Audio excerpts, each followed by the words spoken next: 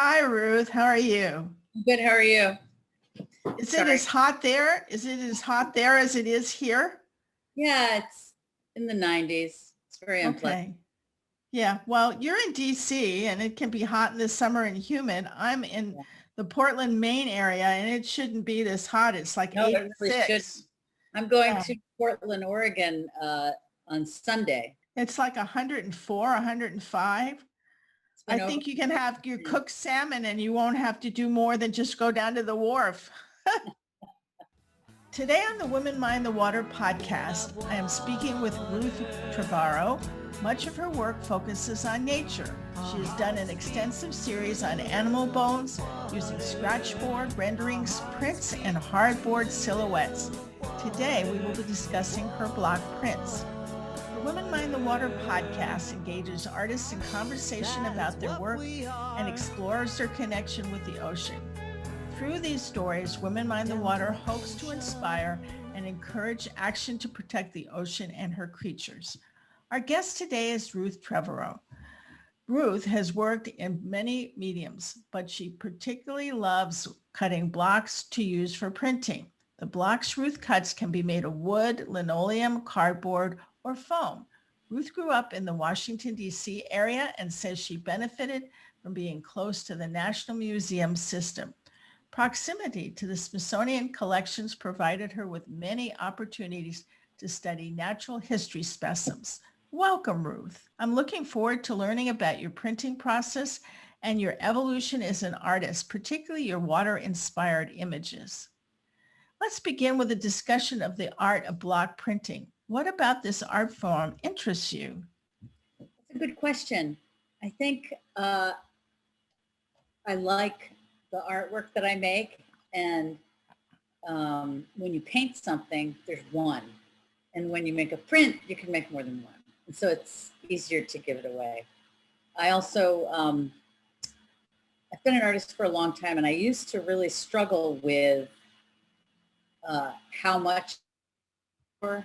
And then my spouse one time suggested something that really appealed to me. She said, why don't you see how little you can sell your work for? Like how little you're comfortable with letting it go for. And I was like, that's a really good idea. I have a job. I don't need, it's not the money so much, but I will say whenever I sell anything, it does give me a good lucky feeling. I was going to say that's a really nice sentiment. I like that, to make art affordable and not feel like it's just so important that you better pay through the nose or you're not going to get a copy of what I make. And I think that's one of the things that really appeals to me about printmaking also, block printing, woodcuts, is there's something about there's something recognizable in it. It's almost like a way that I see already. You know what I mean? Mm-hmm. So do you work solely with black ink? No, but I do a lot.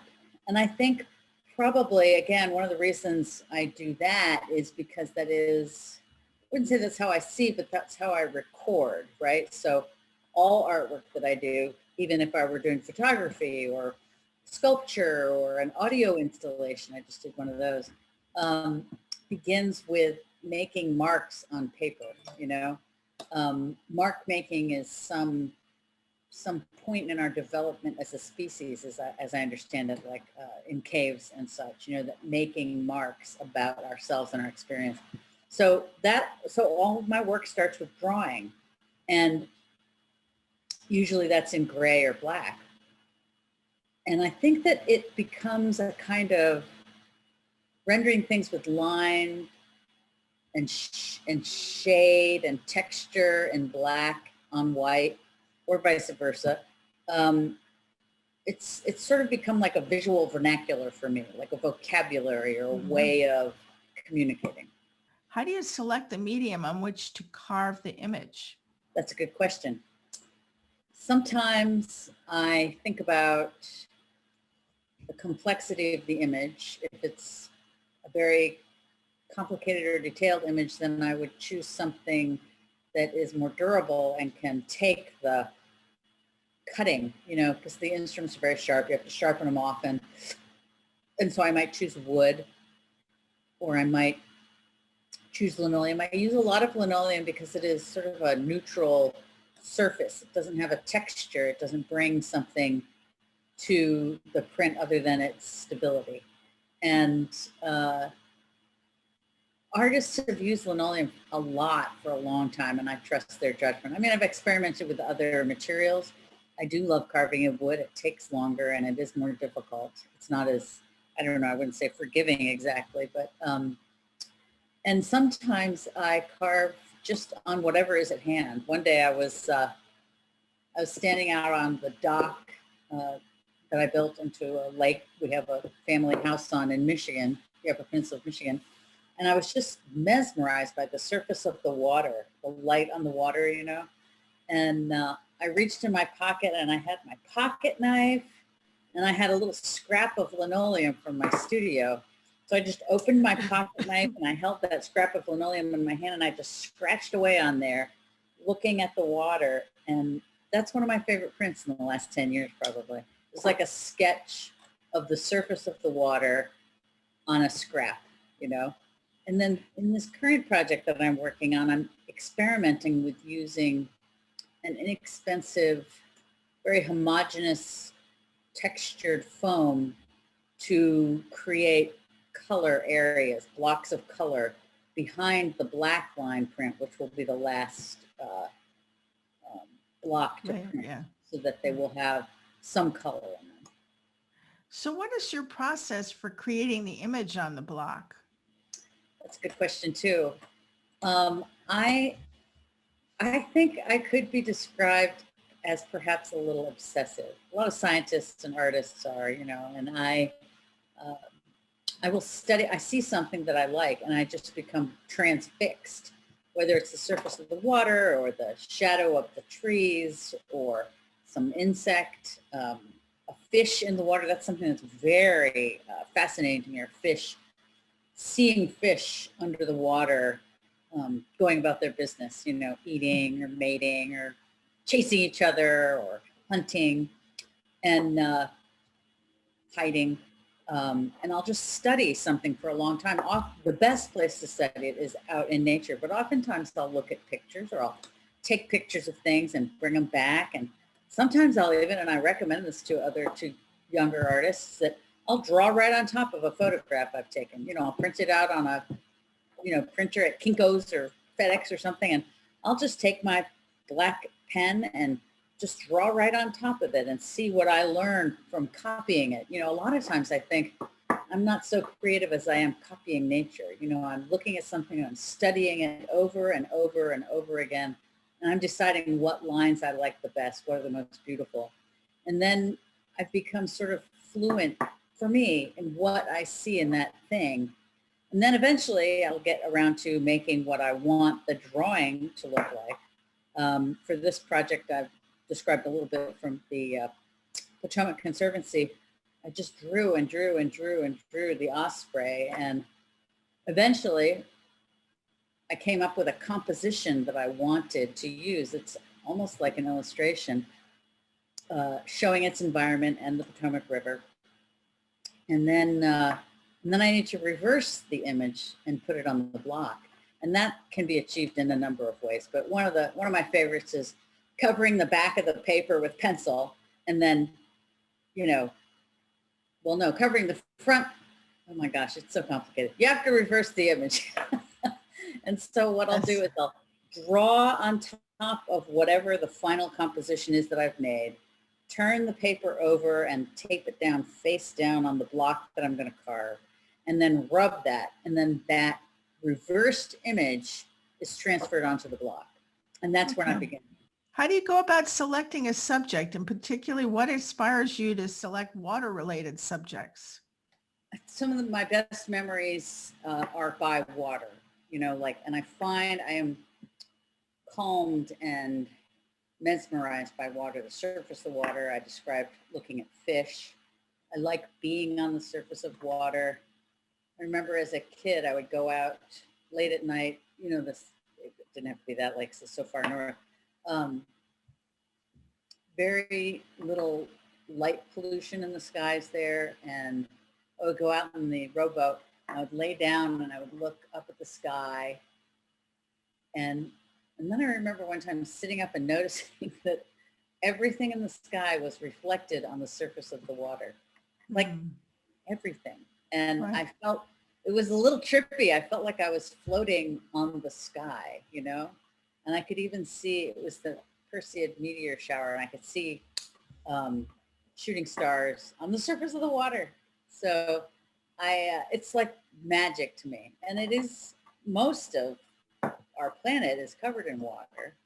And I don't know. I fully understand what you say. I mean, I particularly like the July 4th near someplace where the fireworks are over water. Because then you get the double, you get to look in the sky and you look to in the water. Yeah.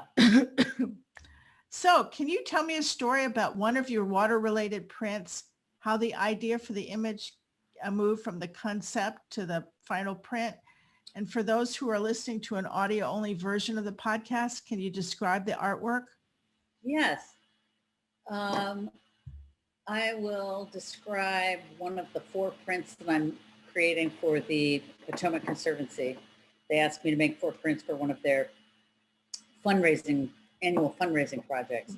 So I'm working on the osprey, the dolphin, beaver, and shad. So the shad, that is an ocean-going fish. But when it spawns, like herring or salmon, it runs as far up freshwater streams. It runs up for us the Chesapeake Bay and then the Potomac River and then Rock Creek, even in Washington, D.C. And I'm driving along and I'm thinking about going fishing with my friend, and I glance over at the creek. And in the creek, I can see all these fish racing against the current, racing upstream, and they were such generic looking fish. They were just like a fish, like a silver leaf. They were shaped like a leaf, with a tail. And they were just silver, and they would catch the light, and they were crowded together racing north, and that is the inspiration for the print that I made of the small school of startled shad. So these shad that I did in the print are not jammed together in Rock Creek because it's about the Potomac River. And so I did them as I used to see them when out fishing from the shore even of the Potomac. And what's happening is they're startled by something from above. It's like we're looking down on them or sort of from the shore at them. And I did walk out and see shad while I was preparing to do this print in the river and in the creek. I could see them. The water was clear enough. And they do, they're in a school, they hang out together, and every now and then somebody gets startled and they all turn this way. And so this print in particular is showing that they're startled by something. Maybe it's an osprey hunting them, maybe an osprey is coming down to get one of them. And they all are quickly changing direction. Yeah, I kayak on Casco Bay. Oh, wow. And it's really fun to get yourself into the middle of a fishbowl. And yeah. The water is just, it makes noise as if it's boiling. Wow. Yeah. Can't see the fish, but I can hear them. Wow. So, Ruth, what advice can you give listeners who want to express their concern for the water and encourage others to take action to protect the water and its creatures? I would say support 2 conservation organizations. One that's local to your home. For example, I'm working with the Potomac Conservancy, and one that is international or national. I particularly like the Union of Concerned Scientists. They're the ones who published the Red List, which is the list of threatened, endangered, and extinct species. I think that's a very important list that, it took me a while reviewing it to understand it, but now I take it very seriously. I think appreciating the beauty of what we have helps us take better care of it. It's kind of my notion, I don't know for sure how much that works, but I know that I am more careful with how I use water and, what products I choose to buy and how they interact with the environment. And I think the love and care that you put into your art probably translates that for people who see your art. I'd like to remind our listeners that I've been speaking with Ruth Trevarrow for the Women Mind the Water podcast series. The series can be viewed on womenmindthewater.com. An audio version of this podcast is available on the Women Mind the Water website and on iTunes and Spotify. Women Mind the Water is grateful to Jane Rice for the song Women of Water. All rights for the Women Mind the Water name and logo belong to Pam Ferris-Olson. This is Pam Ferris-Olson. Thank you for listening.